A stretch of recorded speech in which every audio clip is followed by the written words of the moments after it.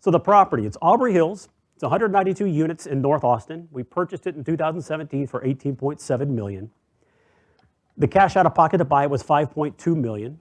The initial financing was a 79 LTV loan. So basically, 79% of the purchase price was provided to us in a loan. We got a 10-year term, 30-year amortization, 4.39% interest for 4 years of interest only.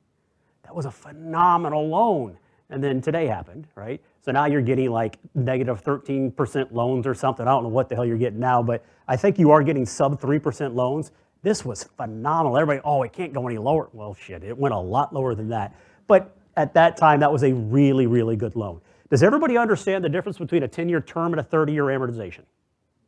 Okay, so the term means you have the loan for 10 years. That's it. At the end of 10 years, you got to do something with it. You have to sell it and pay off that loan because you have a balloon payment due at the end of that 10th year, or you could do a refinance, pay off the loan. So there's ways out of it, but you have a balloon payment that comes due in 10 years. The 30-year amortization is they structure your payments as if you were going to hold it for 30 years, but you only have 10 years to do something with it. So that's why there's a difference there. Our rehab budget was $700,000. So that was the picture of an upgraded unit when we purchased the property. It's not bad. It was clean. It was safe, which is what most of us have been taught. But just ugly colors. But we were getting pretty good rents for it, but that's what they look like. And the next picture is, I just realized this earlier today, but yes, there's my 5-hour energy in the picture. So anyways, that was the rehab unit. We've continued the upgrades, but we didn't really start them again until about 4 months ago, maybe 5 months ago, and then COVID smacked us in the head, so we stopped all that. So I don't have a lot of good pictures of our upgraded units, but this is the leasing office. I'm sorry I don't have before pictures, but my wife was doing this. She is the designer of our company, so she's the one that makes this happen. So that's that ceramic tile flooring that's made to look like wood. There's a slide coming up, I'm guessing. I should wait till I get to it, but I think we spent $80,000 on that. Then we've got more of the leasing office, and then we've got our model unit. To be frank, we're starting to rethink their model unit. That thing's $15,000 to put furniture in it. You know, and you bake that kind of dollar into your purchase price, basically, right? So you're gonna have the purchase price, and of the purchase price, you gotta figure out how much you have to come to the table to buy it. You have to raise money in my situation, because I'm a syndicator. So you have to cover the down payment, operating capital, rehab money, and closing costs. So you just roll this money, this $15,000 into the rehab money. So you take care of it up front, but what we've started doing is we just don't do models anymore, right? A lot of properties are not doing models, you know, since the 80s, maybe even the 70s. There's always been models, right? But why? Well, they got to see it. No, they don't. So we started testing because we were hearing from some of the monster management companies that they weren't doing them anymore. So we thought, well, let's try it. We don't need them. So what we've started doing now is that leasing office that you see, it's got a very similar floor in it that the model did, or the upgraded units will have going forward. We put the same appliances in, we put the same color on the walls. That way we can't show them necessarily a staged unit that's out of our inventory now that we cannot lease. We say, look, these are the finishes that you're going to find. Now we'll go walk you through your prospective unit and show you a vacant unit that you might be moving into, but these are the finishes that you're going to get, and it works fine. So now we don't have to spend 15. That was 15. Some of them have been 20 and 25. So it can get quite expensive. It turns out really well, but it's pretty expensive. So that's our pool. And you know, we were talking about COVID earlier. You know, what has happened in the flipping world? We've dealt with a lot of shit with COVID right now. We opened our pools up the last 2 days, and my fingers are crossed, right? Everybody knows Texas. We've all spiked again. Austin, we've spiked again. So hopefully, we own in Austin and San Antonio, but hopefully we won't have to shut them again, but we just reopened them. So again, that's the pool area.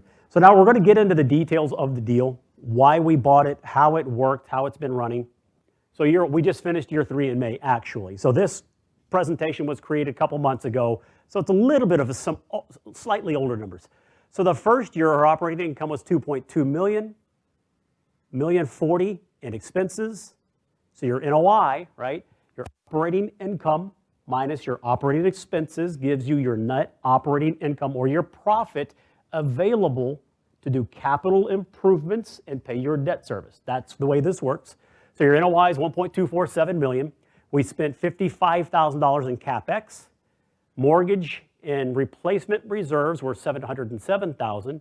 So our net cash flow in year one was $485,231, or a 9.29% return to the passive investor.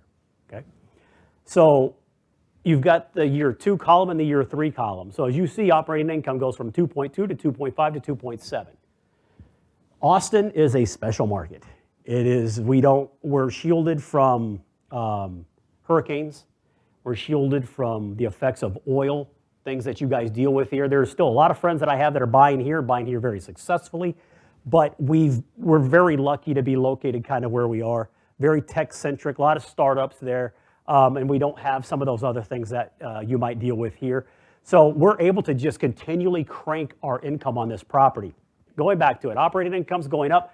Operating expenses are going up also. So if you look, let's see, $1,040,000, so it went up almost $200,000 in the expenses. But look at the operating income. It went up by a little over $400,000 to $450,000, with a $200,000 increase in expenses, or almost $200,000. So our NOI is growing rapidly. You figure in the CapEx, that's going to change every year because different things are going to be put into service. We're going to do different projects every year, so that'll always be a little bit different. But the mortgage and the replacement reserves will always be the same. The replacement reserves are also called, help me out here, well, some people just ubiquitously call it, I just completely drew a blank. CapEx, they just call it CapEx. But anyways, that's the part of your mortgage payment that you have to send in. So I have to, on this property, I have to send in $314 per unit per year to the bank, and we'll sit on that money. Now I have to do it in even monthly installments. It's a way for the bank to make sure I'm going to continually reinvest in the property, keep spending money to keep it in good repair. But that's what a replacement reserve is. So look at our cash flow, $485,541 and $692. Our cash on cash returns, cash on cash return, right? If you invest $100,000, you got $9,290 back that year, $10,370 back that year, and $13,250 that year, right? So that's the cash on cash return. That's the cash flow that they're putting in their pocket as a passive investor. So how this all starts to come together now. So as we see, the NOI is going up. The property value, everybody understand? Well, we'll do it anyways, just in case. So property value, probably going to butcher this because it's easier to talk about it. So you have value equals NOI divided by a cap rate. Okay, cap rate is a capitalization rate. It's the expected rate of return if you were to buy the property all cash. So it says the NOI, remember, is before you pay your debt service. So that's the profit before you pay for a loan. A cap rate is figuring you don't take out a loan, you pay cash for it, right? Because everybody's going to get a different type of loan. So they're trying to like level the playing field, if you will. So the cap rate is the expected return. On a 6 cap, what that's saying is if I purchase this property for all cash, I would expect a 6% profit annually on that property. That's all a cap rate is. The prevailing cap rate in this market when I created this spreadsheet, this PowerPoint, was a 6 cap, right? I bought it at about a 7 cap. Now, so as cap rates go down, the expectation of return is lower, right? That means the value is going up, right? So on the 6 cap, you apply the 6 cap to the NOI, and you get a $2 million value add, a $3.2 million value add, and a or right at a $6 million value add on an $18.7 million property that we paid, that we took out of our pocket $5.2 million to purchase, right? $5.2 million to purchase it, $5.9 million, almost $6 million in value add. That's why we invest in commercial real estate. There's nothing wrong with single family. Get out of single family as soon as you can. You cannot do this in single family. Not possible. But I put a gold toilet in there. Who gives a shit? Nobody cares. But I put a pool in. Nobody cares. What does that house sell for? What does that house sell for? Well, that's what your house is going to sell for within some slight margin, right? Here, if I make it more profitable, I get more money. It's that simple because this is a business. You're buying a business with a complete staff, a complete profit and loss statement or an income statement. This is why we do it. So this together with the annual cash flow is a total return of 146% or an annualized return of almost 50%.